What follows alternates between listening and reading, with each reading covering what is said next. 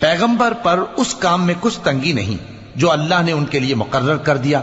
اور جو لوگ پہلے گزر چکے ہیں ان میں بھی اللہ کا یہی دستور رہا ہے، اور اللہ کا حکم ٹھہر چکا تھا، یعنی ان پیغمبروں میں جو اللہ کے پیغام جوں کہ توں پہنچاتے اور اس سے ڈرتے، اور اللہ کے سوا کسی سے نہیں ڈرتے تھے،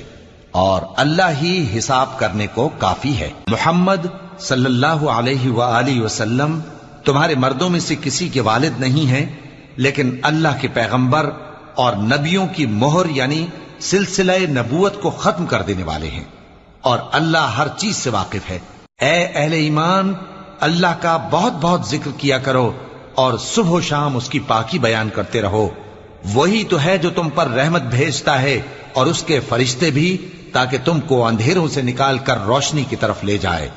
اور اللہ مومنوں پر مہربان ہے۔